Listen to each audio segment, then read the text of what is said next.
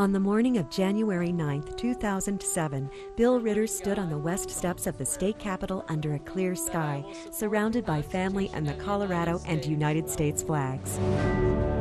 Wearing his trademark black leather cowboy boots, the former construction worker placed his left hand on the Bible, raised his right hand, and swore to serve the people of Colorado to the best of his ability. The office of Governor of the state of Colorado. Upon which I am about to enter. Upon which I am about to enter. Congratulations. The inauguration marked the end of an 18-month campaign, but it was only one milestone in a much longer, lifelong journey that still had many miles to go. My decision to run was very much about my passion for this state, and it's interesting. It helps to be from a really big family. I'm one of 12 kids. I think there were 10 of us living in Colorado at the time, and so you begin to get this sense about how our family for a very long time are going to be impacted by how we deal with Colorado presently. His mandate every time was, I want to do things that are going to make a difference in the long run. It is about making a better future for our children and our grandchildren. It's about hope. It's about finding the common ground for the common good. Governor Ritter was committed to real change in that he was always very focused on outcome, especially around the issues of children, disabled, individuals who otherwise were deprived of some of the opportunities for coverage that other Coloradans had. Governor Ritter came into office at a time where real leadership in Colorado and at the national level on energy issues was desperately needed. And he stepped up to the plate at a time where our state and our country needed it the most. I thought, you know, this guy gets it. You know, this is someone that I can relate to, someone I can talk to, and someone who's not just a typical politician, that he truly believes what he believes. Bill Ritter understood jobs, and he understood good jobs, and he understood that you had to bring all that to the game to be successful. All of our elected officials come in with grand plans and a big vision.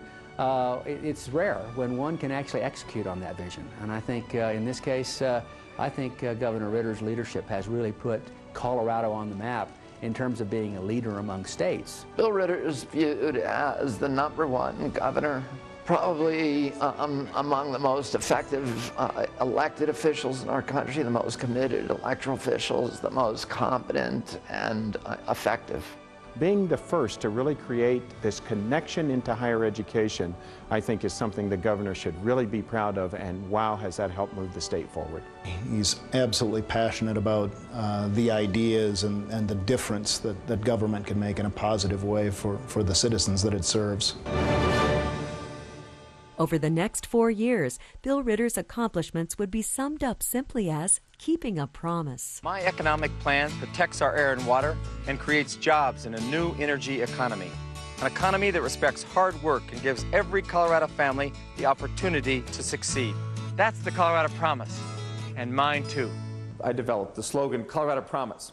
A candidate has a lot of people working for them, they develop a lot of things for them, but I happen to be the person who said, we're going to call this the Colorado Promise, because it really crystallized for me a sense that as a person who's lived almost all my life in Colorado, this state had so much promise, and we could do a better job, a much better job in achieving that promise. For me, it was a lot less about specifics than it was about a vision for the state in 10 or 20 or 25 or 30 years. And all of the pieces of it, again, fit in his worldview. The importance of education to growing jobs, to getting people opportunity. The healthcare piece was important. And it all just kind of fit in his sense of the direction that Colorado ought to go. In Colorado, the future is building wind farms and wheat fields. When I began talking about energy issues, I talked about how this was a trifecta. This was a place where we could actually diversify our energy portfolio and add to the kinds of energy portfolio we had in this state. That could be helpful from the perspective of state revenue, but also from a security perspective. Second thing, we could really, by focusing on particularly renewable energy or energy efficiency, we could actually respond to climate challenges and environmental challenges. And finally, I believe we could grow the economy. He did it with a vengeance in clean tech. And 57 different bills he ran. He changed the state income tax to make it more profitable for companies to export who are located here. He got an incentive package. We call it House Bill 1001. It's got some really long name now, but it was essentially a way of income tax credit for companies. Things that we've been begging for 25 years. That all came in the first 3 years of his administration.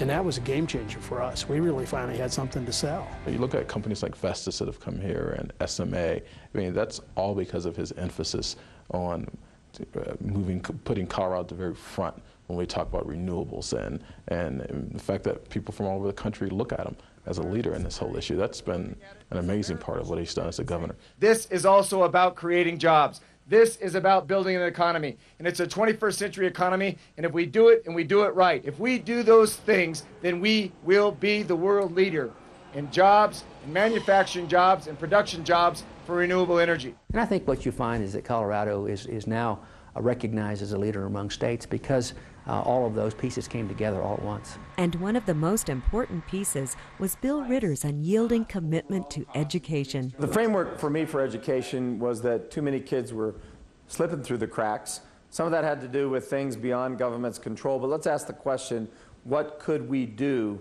to think differently about the education system so that we could reduce the dropout rate, so that we could cut the achievement gap in half? If you think about how Colorado is viewed across the country, Colorado is seen as having the most coherent reform agenda as probably any state in the union. I think Governor Ritter's insistence to say that we're going to take some dramatic steps in support of teachers and leaders, and we're going to put in some strong legislation, even though certainly he got some pushback and some opposition, but he said, I want to create a system that's going to stand the test of time, and that we're going to focus on creating great evaluation systems for teachers, making sure teachers get the right kind of support. That's a courageous step. He's always been about the quality aspect, but most importantly, he's been about the access issue, making sure that everyone with the ability and the motivation to earn that degree has that opportunity. That's why it was such an important thing to do, was to look at the education system from stem to stern and say, how do we at every place reform those things that give us some confidence we can reach those goals, even if they're 10 years out, that we can reach those goals. And we did that. We did that in a very serious way, and we have, I think, one of the best reform agendas over a 4-year period of any state in the country. The Colorado Promise also included addressing the ever-growing need for health care reform. Despite the downturn in the economy, Bill Ritter continued to fight hard on an issue that was inherent in his lifelong dedication to the service of others. This is the most significant health care reform bill that we've seen in Colorado in decades. Colorado is clearly a beacon relative to health care reform. Other states have tinkered with different parts. Some have talked about insurance reform, some have talked about some payment reform, but Colorado has really taken the lead in, number one, really researching the problem, and number two, putting forth meaningful solutions that really touch all aspects of the healthcare system, from insurance companies on one end to healthcare providers on the other end, and sort of everything in between. A lot of kids were able to get health care when they needed it most, even when it was hard. A lot of kids are still having access to quality early child care, even when it was hard. And I thought that showed an incredible amount of bravery, integrity, and just a willingness to say, I'm going to put Colorado kids first, regardless of the impact on me. It means children of working parents can see a pediatrician all the way through their childhood. It means people with disabilities can obtain health insurance. It means health care for pregnant women, ensuring that they and their newborns get off to a healthy start. It means that in these tough times, we're helping thousands of families who are hurting. The net effect of that is that people have health insurance even today. And you know, there's tens of thousands of people who have health insurance today who didn't have it 4 months ago, but in a couple of years, that number is going to be hundreds of thousands of people. And what's really important about this conversation is they all have a face. They all have a soul. And they're all people who should matter to us from the perspective of what that means to them from a humane or a human perspective, it also makes fiscal sense for the state. Over a 4-year period, Coloradans saw many sides of Bill Ritter, yet there was a little-known side of the governor that his family and members of his staff saw on a regular basis. Bill Ritter's incredibly funny. What's he promise? 50 laughs a day if you come to work for him, you know? You often wouldn't think that having a governor walk into the room would lighten the mood, but it often has that effect. Along with his comedic abilities, Bill Ritter possessed other hidden talents that forced those who witnessed those talents to conclude they weren't that fortunate after all. Now, Bill Ritter has a lot of talents. Singing is not one of them. He sings a lot, especially when he's in a good mood. He can do anything from Patsy Cline, lots of Johnny Cash, lots of current country westerns. So yeah, he leaves very little out. It's easy to imitate Bill Ritter because the only thing you have to be careful of is if you sing on key. Then you've lost the imitation. But if you're anywhere off key, you will sound like Bill Ritter singing, Amanda, light of my life. Will faithfully perform the duties of the office of Governor of the State of Colorado. 4 years after Bill Ritter swore to serve the people of Colorado to the best of his ability, it's clear he fulfilled that obligation, not only for the people of Colorado in 2011, but also for many generations of Coloradans to come. People will look at these 4 years and see the really significant, big, and important decisions that he made and the paths that he started us down. I think it's clear that under Bill Ritter's leadership, our healthcare system in Colorado has improved, that more people have access to care, that more children have access to insurance because of his leadership and because of his direction. I think Governor Ritter's legacy is going to be the same thing that he came in saying, which is, I'm always going to ask the question, what is best for kids? Colorado's children are in a much better place because we had 4 years of Governor Ritter. The new energy economy is not going to be the new energy economy. It's going to be the energy economy. And we're way ahead of everybody in the United States. You can give Bill Ritter that credit. I would want people in Colorado to know how lucky they've been to have a political leader like Bill Ritter. Folks, for years and years to come, will talk about the way Bill Ritter impacted them.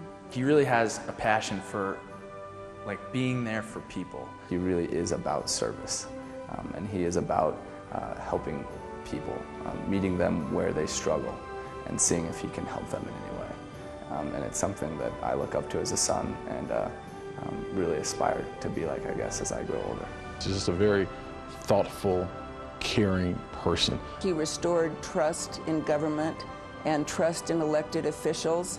So I think that combination of ethics and a willingness to be bold set a new standard for Colorado. We lived up to that public trust that the people of this state were able to endow us with back in 2006 when we were elected, that we made decisions based upon what we believe were the very best interests of the state and all the people that live in the state.